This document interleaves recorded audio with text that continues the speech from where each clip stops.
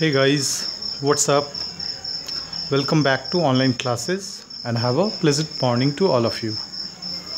Now, I Ajay Kumar, your English teacher, is going to start a new topic in grammar from grammar book, that is non-finite verbs. Guys, what are non-finite verbs? Can you tell me? You can see here the definition of non-finite verb is written, but I'll tell you in very simple way that a non-finite verb is a verb that is not finite. You can say non-finite verbs, non-finite verb cannot perform action as the root of independent clause. What does it mean? Okay, so let us go through the definition written here in this book. What is that? Non-finite verbs are those verbs whose form is not bound or determined by the number and person of the subject in the sentence. Right? It is talking about the number and person of the subject. So we have learnt, if the subject of sentence is first person singular number, then it will take singular verb, right? If the person of a sentence is third person singular number, then it will take singular verb, like that.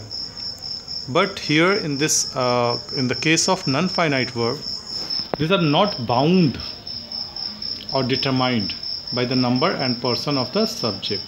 So this is the difference between main verb and non-finite verb. In other words, we can say if the subject in the sentence changes, the non-finite verb remains the same.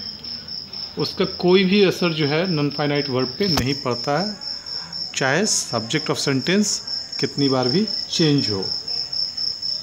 Although they have the appearance of a verb, they do not perform the function of a verb and are used as noun, adjectives and verbs. In this line it means like चूँकि ये इनका जो appearance होता है, जो appear होते हैं sentence में, वो मतलब वर्ब की तरह ही होता है एक्चुअली, लेकिन उनका जो फंक्शन है वो वर्ब के तौर पे नहीं होता, वो वर्ब के तौर पे काम नहीं करते हैं, और उनका जो यूटिलाइजेशन होता है, वो जो यूज किया जाता है, वो नाउन के तौर पे होता है, एडजेक्टिव के तौर पे होता है और एडवर्ब के तौर पे होता है. This we will learn in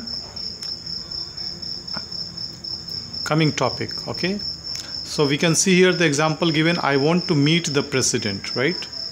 So first person and the verb is singular.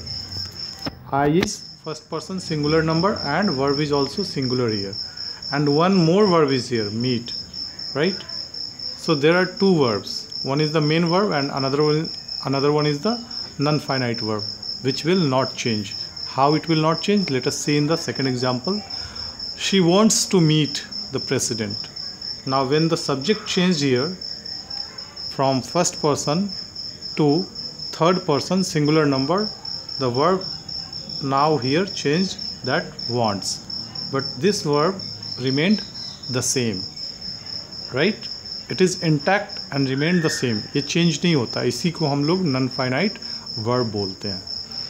We wanted to meet the president. Third example देख सकते हैं, इसमें भी वर्ब ये वाला चेंज हो गया, लेकिन ये वर्ब जो है मीट नहीं चेंज हो रहा है.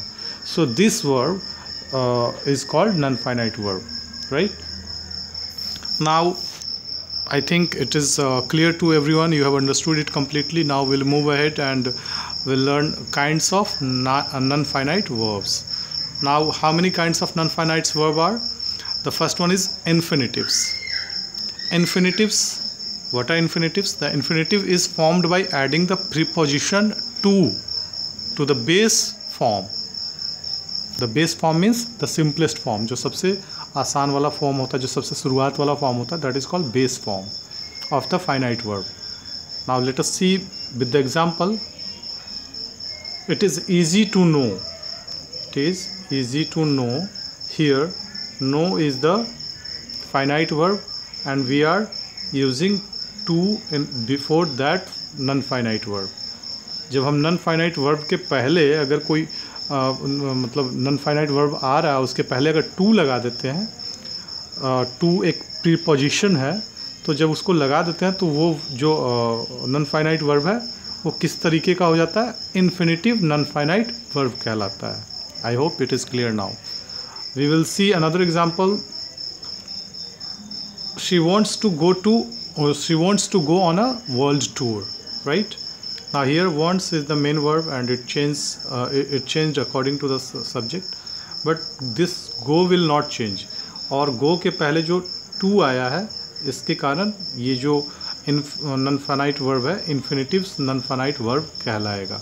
I hope this infinitive non finite verb is clear to you. Now will see structure of infinitives. अब इसका स्ट्रक्चर कैसे होता है, ये बनता कैसे है, ठीक है। तो will see that full infinitive, there full infinitive and bare infinitive. Full means पूरा इन्फिनिटिव होगा और एक बेयर मतलब हाफ, राइट, उसमें कुछ ही पार्ट्स होते हैं। Now let's see an infinitive preceded by to is called a full infinitive. So a full infinitive consist of to plus verb. जो फुल इन्फिनिटिव होता है उसका पहचान ऐसे होता है कि कोई अगर वर्ब है उसके पहले अगर टू लग जाता है तो वो क्या कहलाएगा, full infinitive non finite verb कहलाएगा। Now we can see the example. This is a nice place to live, right, this is a nice place to live. तो ये जो टू लीव है ये full infinitive non finite verb हो जाएगा। Now second one is bare infinitive. What is that bare infinitive? तो bare infinitive किसको कहते हैं, इसको देखते हैं। An infinitive without to is called a bare infinitive. जो बिना टू के जो वर्ब आता है उसको हम लोग बेयर इन्फिनिटिव बोलते हैं, right. Now will C through the example. Mother let's me watch television on Sunday. Mother let's me watch. ये वॉच जो है वर्ब है उसके पहले जो है टू आना चाहिए था, टू तो नहीं आया, टू आना चाहिए था, नहीं गलत हो जाता, लेट्स टू नहीं होता है। तो वॉच के पहले टू नहीं आया तो यहाँ पे जो विदाउट टू जो वर्ब आ रहा है those are called bare infinitive, as it is very much clear by the definition only. An infinitive without to is called bare infinitive. तो बहुत ही सिंपल है, it is not quite difficult to understand. What is full infinitive? तो full infinitive जो non finite verb होते हैं वो ऐसे होते हैं जो वर्ब के पहले टू आता है, और बेयर इन्फिनिटिव ऐसे होते हैं जो वर्ब के पहले टू नहीं आता उसको बेयर इन्फिनिटिव बोलते हैं। I believe now you have understood this kinds of non finite verb. There is one more, split infinitive. Split का मतलब होता है मिक्स हो जाना, ठीक है। When an adverb is put in between to and the verb, when an adverb is put in between two and the verb, the infinitive is split into two parts and referred to as a split infinitive. Sorry, split here means to अलग अलग हो जाना, split means अलग हो जाना। तो ये कहता है कि जब adverb जो है दो चीज़ों के बीच में आता है, what are those two things? That is to and verb. That means you can say जो full infinitive verb होता है, full infinitive non finite verb होता है, उसके बीच में अगर एडवर्ब आ जाए, फुल इन्फिनिटिव वर्ब क्या होगा, टू प्लस वर्ब, तो इसको हम फुल इन्फिनिटिव बोलते हैं। और इन दोनों के बीच में अगर हम कोई एडवर्ब ऐड कर देते हैं तो ये प्लस को हम ऐड हटा देते हैं, और इसके बीच में अगर कोई एडवर्ब ऐड हो जाता है तो वो क्या कहलाता है, स्प्लिट इन्फिनिटिव कहलाता है। Now will C through the examples. और ये भी है साथ में कि इन्फिनिटिव जब स्प्लिट इन्फिनिटिव जब एडवर्ब ऐड होता है उसमें, तो जो इन्फिनिटिव स्प्लिट जैसे ही ऐड होता है तो वो टू पार्ट्स में, दो पार्ट में बढ़ जाता है। जैसे will see the example. I request you to kindly grant. Now we can see here grant एक वर्ब है और टू जो है प्रीपोजिशन है, और इसके बीच में एक एडवर्ब ऐड हो गया है। अभी हम लोगों ने समझा कि कैसे फुल इन्फिनिटिव के बीच में एक एडवर्ब होता है। तो we can see here example. I request you to kindly grant me leave. तो पहला क्या स्प्लिट अप हो रहा है, आई रिक्वेस्ट यू, और दूसरा to kindly grant my leave. तो ये दो भागों में जो है डिवाइड हो गया, स्प्लिट हो गया, right. Now let us see here one note is given: the use of split infinitives is considered to be bad style of writing and hence it should be avoided as far as possible. So dear student, you have to keep it in your mind. आपको ये बात ध्यान में रखना है बहुत अच्छे तरीके से कि स्प्लिट इन्फिनेटिव्स जो है एक bad style of writing consider किया जाता है और इसके कारण जो है आप लोगों को हमेशा इस चीज़ से जितना हो सके, जितना संभव हो सके बचना है। स्प्लिट इन्फिनेटिव का यूज़ राइटिंग के टाइम पे नहीं करेंगे बिकॉज ग्रामेटिकली वो रॉन्ग भी हो सकता है, बिकॉज वो बैड राइटिंग स्टाइल में काउंट होता है। नाउ हम लोग देखेंगे एक एग्जांपल उसका भी। I advised her to meet at once report on duty.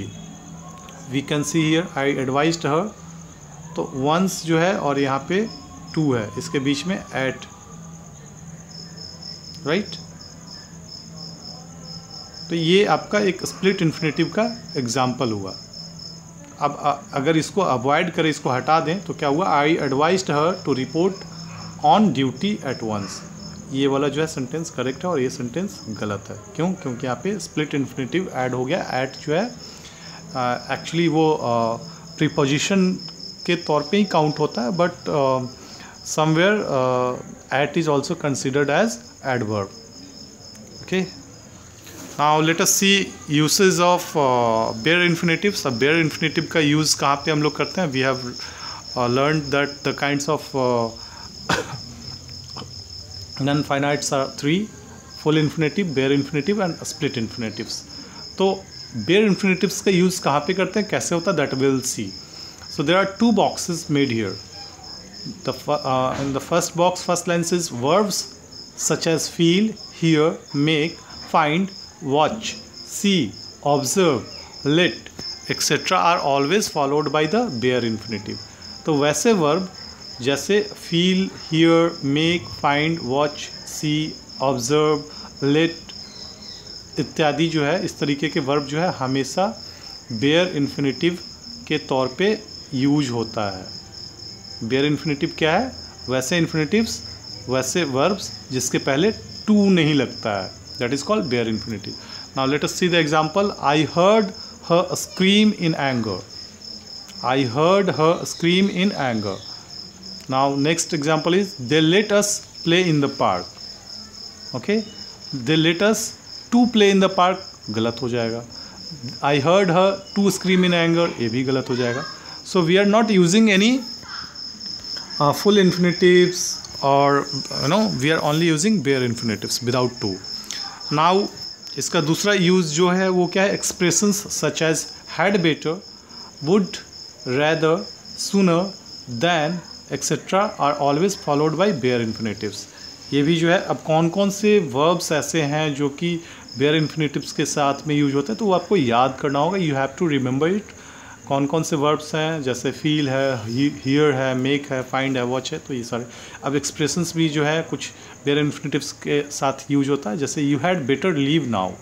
You had better leave now. He would rather suffer than be dishonest.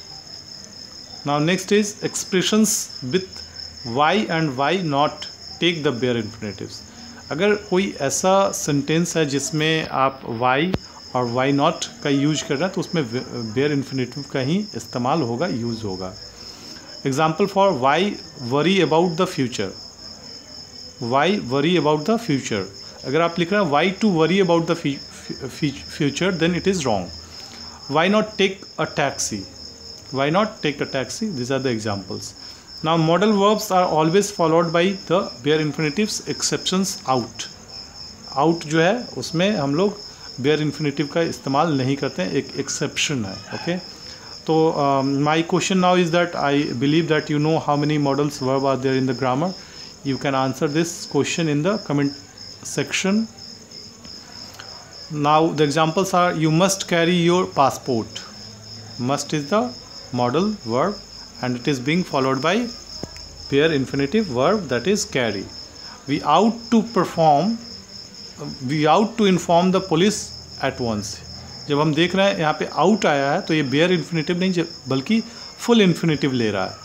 तो यहाँ पे यूसेज में लिखा हुआ है कि आउट जो है एक्सेप्शनल केस है, तो उस केस में हम लोग फुल इन्फिनेटिव का यूज़ कर रहे हैं। Now let us move to the another part, that is gerunds. What are gerunds? A gerund is a verb with an ing ending and it functions as a noun. gerund एक ऐसा verb होता है जो कि last में ing add होता है उसमें, और ये एक नाउन के तौर पे काम करता है, न कि यू कैन से जो वर्ब फॉर्म होता है जिसमें ing लगता है। ओके, एज अ नाउन क्या है देख लेते हैं। As a noun the gerund can occupy various positions in a sentence. एक नाउन के तौर पे gerund जो है अलग अलग पोजीशन उसका वर्ब में हो जाता है। ठीक है, सब्जेक्ट ऑफ अ वर्ब, कौन सा पोजीशन उसको मिलता है, जो है वो सब्जेक्ट ऑफ अ वर्ब हो जाता है, किसी वर्ब का सब्जेक्ट बन जाता है। Burning of leaves should be band. However burn जो है एक एक्शन है लेकिन उसमें ing लग गया है, तो कहता है burning of leaves should be band. जो पत्तों का जलाया जा रहा है उसको बैन करना चाहिए। ठीक है, तो यहाँ पे बर्निंग जो है क्या बन गया है, नाउन बन गया है, सब्जेक्ट बन गया है। राइट, नेक्स्ट है object of a transitive verb. We really enjoyed playing cricket. We really enjoyed playing cricket, तो यहाँ पे प्लेइंग जो है ऑब्जेक्ट बन गया है। ठीक है, नेक्स्ट है object of a preposition. Right, object of a preposition, तो यहाँ पे क्या है देखिए, he gave no reason for coming late. Right, coming जो है आपका ऑब्जेक्ट बन गया किस चीज़ का, लेट, प्रीपोजिशन का। राइट, नेक्स्ट है complement of a verb. Complement of a verb, she loves solving crossword puzzles. यहाँ पे जो है ये आपका gerund है, वर्ब है, एक नाउन के तौर पे भी काम कर रहा है, लेकिन यहाँ पे complement of a, she loves solving crossword puzzles. Now absolute phrase, playing card being his hobby he waste a lot of time. Playing cards being his hobby he waste lots of time, तो ये absolute phrase है जिसमें कि we can see here verb में ing लगा हुआ है, और since it is a phrase, why, because it is not making complete sense. Right, he wastes a lot of time, और playing card being his hobby जो है दोनों आपका अलग अलग करेंगे तो उसका कोई कंप्लीट सेंस नहीं आता है। I have taught you what is called phrase and what is called clause, और इसमें जो है ये आप एब्सोल्यूट फ्रेज के तौर पे इस्तेमाल होता है। Now next topic is participles. Now what are participles? A participle is a verbal adjective. It looks like a verb but functions as an adjective. तो पार्टिसिपल्स क्या है? पार्टिसिपल्स एक वर्बल एडजेक्टिव है और ये वर्ब की तरह दिखता है लेकिन एडजेक्टिव की तरह काम करता है। The participles has 3 forms, right? That is present participle, that is verb plus ing. Opening the door, she went out hastily. I comforted the crying child. So these are, जब हम verb में ing लगा देते हैं तो वो क्या हो जाता है आपका present participle form हो जाता है verb का, right? तो उसी तरीके से हम देखेंगे opening the door, she went out hastily. तो इसमें ओपनिंग द डोर जो है, ओपनिंग क्या हो गया आपका एडजेक्टिव हो गया, ठीक है। उसी तरीके से I comforted the crying child, crying child क्या है? एडजेक्टिव है। क्राइंग क्या है? एडजेक्टिव है यहाँ पे, जबकि है एक्चुअली में ये वर्ब, लेकिन इसमें आईएनजी लगने के बाद ये जो है क्या बन गया आपका एडजेक्टिव बन गया, बिकॉज ये पार्टिसिपल का रूप है, फॉर्म है। Next one is past participle. Past participle में what we will do, verb के साथ में ed, d, t, en and n add करते हैं तो वो पास्ट पार्टिसिपल हो जाता है, उसमें ing नहीं लगता है। We can see the examples. Aroused by the shouting, I went out to see what was happening. तो वी कैन सी हियर कि अराउज जो है क्या है, एक वर्ब है, लेकिन पास्ट पार्टिसिपल में जैसे ही ईडी इसमें लग जाता है तो ये एडजेक्टिव के तौर पे फंक्शन करने लगता है। अराउज्ड बाय शाउटिंग, ठीक है। तो अराउज्ड क्या हो गया यहाँ पे, एडजेक्टिव का काम कर रहा है, किस चीज़ के लिए, शाउटिंग के लिए, राइट। Shouting is working as a subject here. I went out to see what was happening. Next one is the beaten team left the field despondently. तो यहाँ पे भी देख सकते हैं हम लोग, we can see here beat जो है वर्ब है लेकिन इसमें en लग गया तो पास्ट पार्टिसिपल हो गया और ये एक्चुअली एडजेक्टिव के तौर पे काम कर रहा है, किसके लिए, टीम के लिए। किस तरीके का टीम है, बीटन टीम है, हारा हुआ टीम है, right. Next is perfect participle. Perfect participle में क्या होता है, हैविंग बिन प्लस पास्ट पार्टिसिपल दोनों ऐड होता है, राइट। हैविंग बिन में पास्ट पार्टिसिपल ऐड कर सकते हैं। सो एग्जांपल देख सकते हैं, having said that I will not point out the differences. Having said that I will not point out the differences. दूसरा है having completed his work he switched on the TV. तो जैसे ही काम complete हो गया उसके बाद जो है उसने टीवी को स्विच ऑफ कर दिया। हैविंग कंप्लीटेड हिज वर्क, तो having completed we can see having plus past participle इसमें ऐड हो रहा है और ऊपर वाले में हैविंग सेड जो है आपका पास्ट परफेक्ट पार्टिसिपल है। हैविंग कंप्लीटेड भी जो है परफेक्ट पार्टिसिपल कह सकते हैं हम इसको, और ये एडजेक्टिव के तौर पे काम कर रहा है, किसके लिए, वर्क के लिए, ठीक है। So dear student, another point in this topic is the perfect participle may also take the passive form. जो परफेक्ट पार्टिसिपल होता है वो कहता है कि पैसिव फॉर्म ले सकता है। Now how it will take, having been warned he stood away from tigers cage at the zoo. Having been warned, देखिए है, sorry,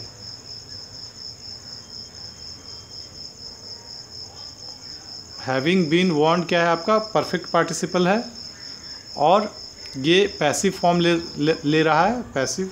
he stood away from the tiger cage at the जू।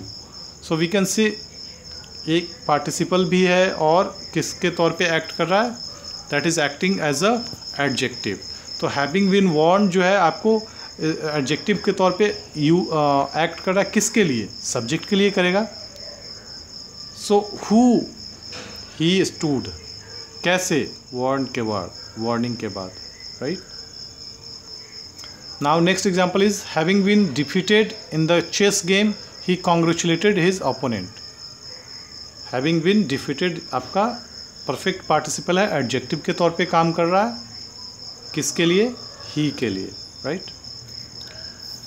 So dear student, now I hope and believe that you have understood this topic completely, this chapter completely, and these are the exercises given in this book. You can complete the assignment work and in the book also and send it to me when you complete that to my private number. I will check it out. Alright dear students, now we have reached to the end of today's session and we'll meet next day with new topic. Till then, bye, take care and have a nice day. Thank you.